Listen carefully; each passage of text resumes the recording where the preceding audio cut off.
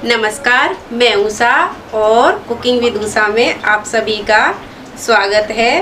और आपसे एक विनती है, अगर आप मेरे चैनल पर नए हैं तो चैनल को सब्सक्राइब करना बिल्कुल ना भूलें। इसी तरीके से आसान और हेल्दी रेसिपीज़ देखने के लिए बने रहिए कुकिंग विद उषा में। तो चलिए देख लेते हैं आज की रेसिपी। दोस्तों, आज हम बना रहे हैं वेजिटेबल स्प्रिंग रोल, और वो भी घर पर बहुत ही आसानी से बन जाते हैं। मार्केट में जाते हैं आप, महंगे महंगे मिलते हैं ये स्प्रिंग रोल, और इन्हें अब हम बनाएंगे घर पर। तो चलिए देख लेते हैं स्प्रिंग रोल की रेसिपी। ये बिल्कुल वैसे ही बनने वाले हैं जिस तरीके से मार्केट में मिलते हैं, एकदम से क्रंची। और अगर आप मुझे सपोर्ट करना चाहते हैं तो दोस्तों वीडियो को ज़्यादा से ज़्यादा शेयर करें। तो चलिए देख लेते हैं स्प्रिंग रोल की रेसिपी।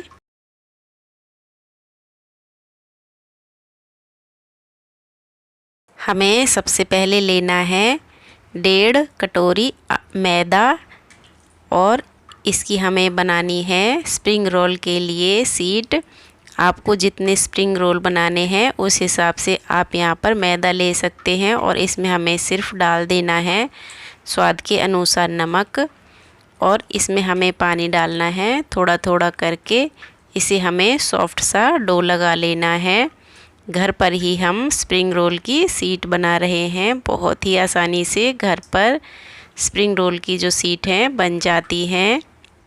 और ये मैदा जो मैंने लिया है, कटोरी से नापे तो 1 कटोरी है, और अगर आप कप से नापेंगे तो ये 1.5 कप है। यहाँ पर जो हमारा आटा है सॉफ्ट सा गूँथ कर तैयार हो चुका है, और इस पर हमें लगा लेना है आधा चम्मच तेल। इससे जो हमारा आटा है एकदम सॉफ्ट रहेगा, और इसे हमें छोड़ देना है 5-6 मिनट रेस्ट के लिए। और 5-6 मिनट रेस्ट के बाद हमें इसे देखिए अच्छे से हाथों से मसल लेना है। इसे हमें एकदम चिकना कर लेना है, और इसे हमें छोटे छोटे गोले हमें इसके बना लेने हैं पेड़े। जितने बड़े आपको रोल बनाने हैं उस हिसाब से आपको इसके पेड़े कर लेने हैं। देखिए इस तरीके से यहाँ पर 1 कटोरी मैदे में मेरे 5 रोल बनकर तैयार हुए हैं। और अब हमें एक पेड़ा लेना है, इसे हमें बिल्कुल स्मूथ सी बॉल बना लेनी है, और फिर हमें देखिए इस तरीके से इसे पेड़ा बना लेना है। और फिर इसे हमें सूखे आटे में कोट कर लेना है। सूखा आटा लगा के इसे हमें बेलना है, और इसे हमें ज़्यादा पतला नहीं बेलना है, इसे हमें थोड़ा मोटा ही बेलना है।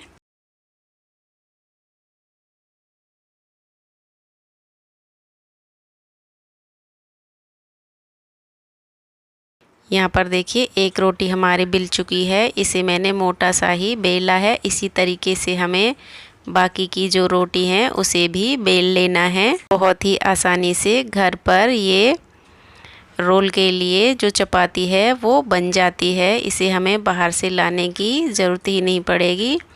तो यहाँ पर मैंने सभी रोटियों को बेल लिया है। एक रोटी लेनी है, उस पर हमें आधा चम्मच लगा देना है तेल, अच्छे से फैलाते हुए कोनों तक।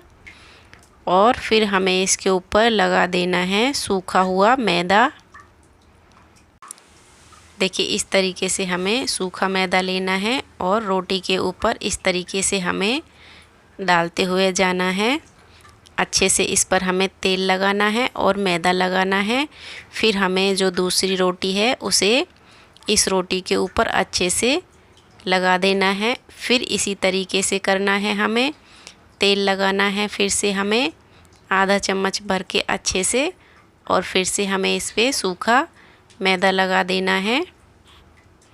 और सूखा मैदा लगाने के बाद हमें फिर से वैसा ही करना है। इसी तरीके से हमें बाकी की जो रोटी हैं उन्हें भी बनाकर तैयार कर लेना है। इससे हमारी जो शीट है बहुत ही अच्छे से निकल कर आ जाएंगी जब हम इन्हें सेकेंगे। तो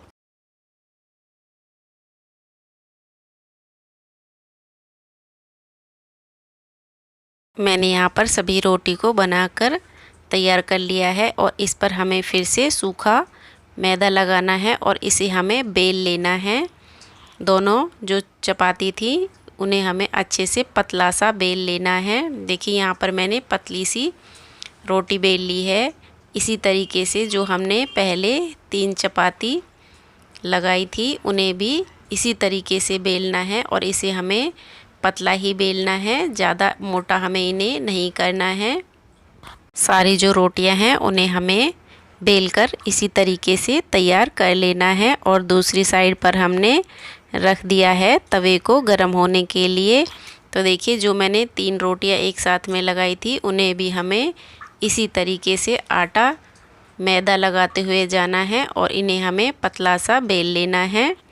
और तवा है वो ज़्यादा गर्म नहीं होना चाहिए, इनमें हमें बिल्कुल हल्का सा ही सेकना है, कोई हमें इनमें स्पॉट वगैरह नहीं लाने हैं। जैसे ही इसका हल्का सा कलर चेंज होगा रोटी का ऊपर से, इसे हमें पलट देना है। देखिए इसका कलर सा चेंज हो गया है, इसे हमें पलट देना है। देखिए रोटी में हमारी में कोई स्पॉट्स नहीं आया है, बस इसी तरीके से हमें रोटी को सेक लेना है। और जो दूसरी रोटी है उसे भी हमें इसी तरीके से सेक लेना है। देखिए इसका भी कलर चेंज हो गया है, इसे अब हम निकाल लेते हैं। और अब हमें क्या करना है, रोटी को हल्का सा ठंडा होने देना है। उसके बाद देखिए इस तरीके से हमें जो रोटी है उन्हें निकालना है धीरे धीरे से। ये बहुत ही आसानी से अलग हो जाती हैं जो हमने मैदा और तेल लगाया था रोटी के अंदर। बस इसी तरीके से सारी रोटियों को हमें एक एक करके अलग कर लेना है। तो देखिए यहाँ पर मैंने सभी रोटियों को अलग कर लिया है और इन्हें हमें ढककर रख देना है। यहाँ पर लिया है मैंने मैदा और इसका हमें घोल बना लेना है। ये मैंने 1.5 चम्मच मैदा लिया है। स्प्रिंग रोल को इसे हमें चिपकाना है, इसका हमें पतला सा घोल बना लेना है। ये घोल बनकर तैयार हो चुका है। और अब मैंने यहाँ पर लिए हैं वेजिटेबल्स, गाजर, टमाटर और प्याज, और ली है हमने हरी मिर्ची, शिमला मिर्च। और वेजिटेबल्स यहाँ आप अपने हिसाब से ले सकते हैं जो आपको पसंद है। और पैन में डाल देना है हमें 2 चम्मच तेल। तेल को हमें हल्का सा गरम होने देना है। जैसे ही तेल गरम होगा उसमें हमें डाल देनी है बारीक कटी हुई गाजर। यहाँ पर मैंने 1 गाजर ली है बारीक कटी हुई, इसे हमने लंबा लंबा सा काट लिया है। और जैसे ही हल्का सा हमें इन्हें भूनना है, ज़्यादा नहीं भूनना है। इसके बाद हमें डाल देनी है इसमें प्याज। प्याज को भी मैंने लंबा लंबा सा ही काटा है, बस हल्का सा ही इन्हें हमें फ्राई करना है। और इसके बाद हमें डाल देनी है बारीक कटी हुई शिमला मिर्च। जो सब्ज़ी थोड़ी हार्ड होती है पहले हमें वो सब्ज़ी डालनी है, जैसे गाजर, फिर उसके बाद प्याज, फिर इसके बाद हमें डालनी है शिमला मिर्च।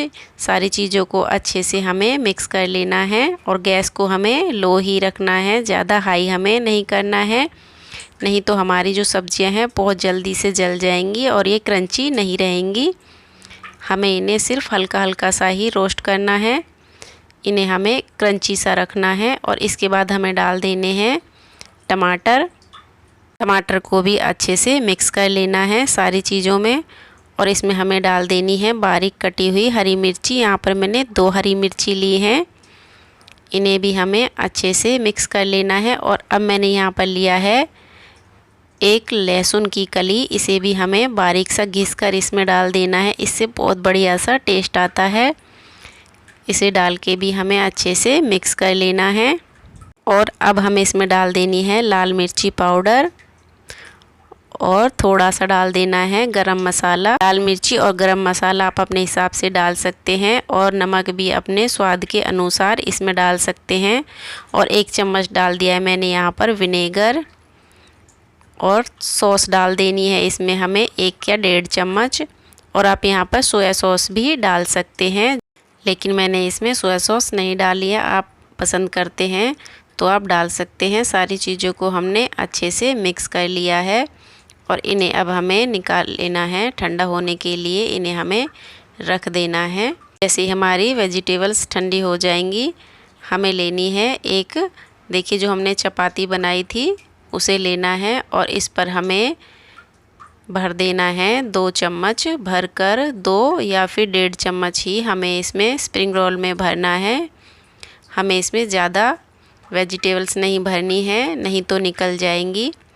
देखिए यहाँ पर मैंने 1.5 चम्मच के करीब ही सब्जियाँ ली हैं और इसे हमें देखिए किनारे पर ही रखना है और इस तरीके से हमें हल्के हाथों से इसे अच्छे से फोल्ड कर लेना है। देखिए सब्जियों को हमें बिल्कुल बीच में रखना है और अच्छे से हमें इसे फोल्ड करते हुए जाना है ताकि जो हमारी सब्जियां हैं वो बाहर ना निकले। अच्छे से फोल्ड करते हुए जाना है और जो हमने घोल लगाया था उसे भी हमें साइडों में लगा लेना है। अच्छे से हमें इसे सील कर देना है, बहुत ही बढ़िया से हमें इसे सील करना है ताकि जो हमने इसमें सब्जियां भरी हैं वो तलते वक्त बाहर ना निकले। इसे मैंने स्प्रिंग रोल को अच्छे से पैक कर लिया है।